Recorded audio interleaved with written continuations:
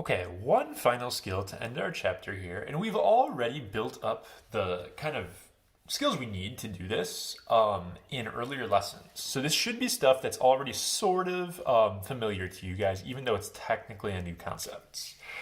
We are being asked to find the inverse of either an exponential or a logarithmic equation. And remember, when you do an inverse, your job is to switch x and y. You switch or trade your variables, and then you have to re-isolate y. So if I'm going to isolate y in that equation after I switch it around, the 9 is just sitting there. Subtracting that over is going to be my first step. I'm going to have x minus 9 equals 4 to the y minus 2.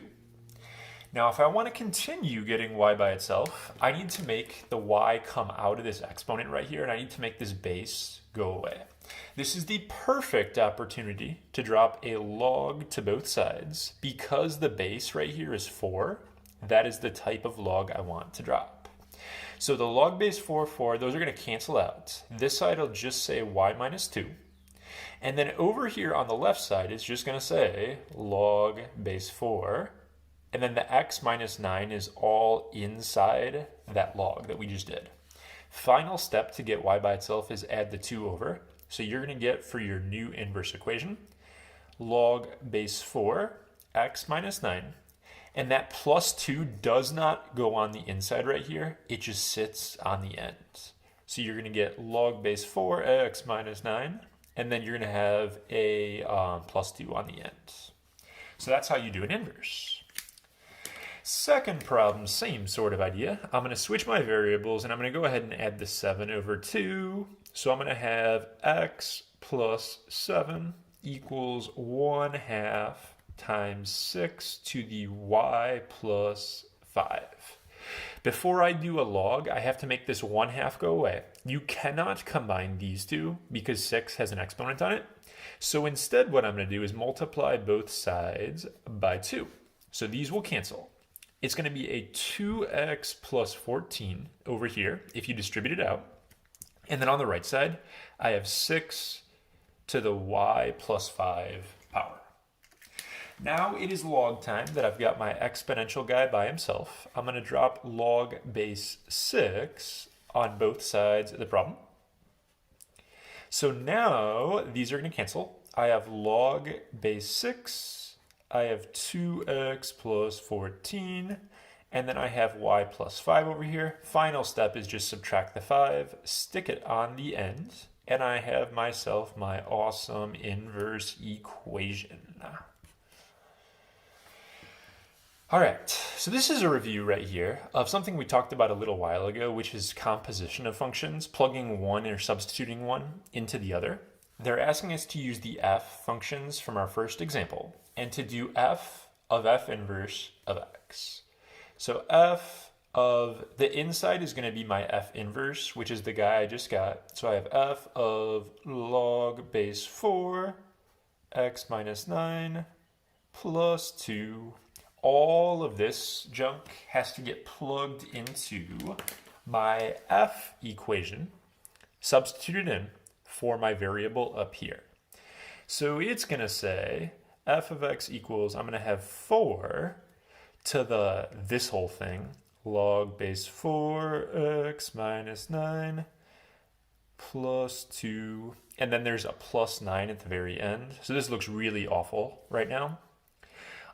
If I were, after I did the plus 2, there was also a minus 2 up here that I'm totally missing. The 2's on this problem are going to cancel each other, so these are going to wipe each other out. So I just have 4 to the log base 4 of x minus 9, and because these match, they also cancel out. So I just get x minus 9 from that first guy, and then plus 9, and it does equal x. As I was going through that, that seems a little more confusing than I originally intended for it to be. Plug one equation into the other, and parts should always cancel, because when you compose a function with its inverse, you should always get x. That takes us to our last two problems of the chapter here in terms of notes, and they're just doing inverses in the other order where I give you a log. So what I'm going to do is switch my variables around. I'm going to have x equals log base 5, y minus 10, and then plus 3. And it's get y by itself time, so subtract 3. And now, if I want to get y by itself, I have to make the log go away. I have to get rid of this and cancel it out. And the way you do that is with our sweet little hand motion trick, like this. So if we do the thing on this, I'm going to have 5 to the x minus 3 power equals my inside. So 5 to the x minus 3 equals y minus 10. And my last step is just add 10, stick it on the end. So I am going to get this for my inverse equation.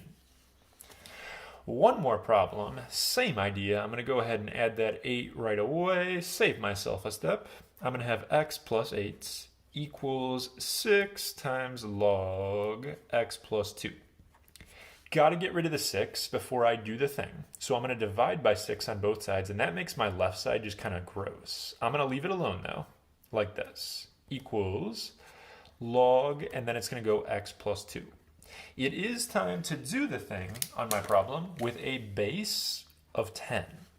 So I'm going to have 10 to this weird fraction looking power right here equals my inside. Oh shoot, this was supposed to be y. My bad, guys.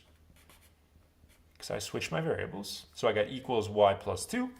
And then for my last step, I just take my little expression with a minus 2 on the end. And that is how you find the inverse of an exponential and logarithmic equation.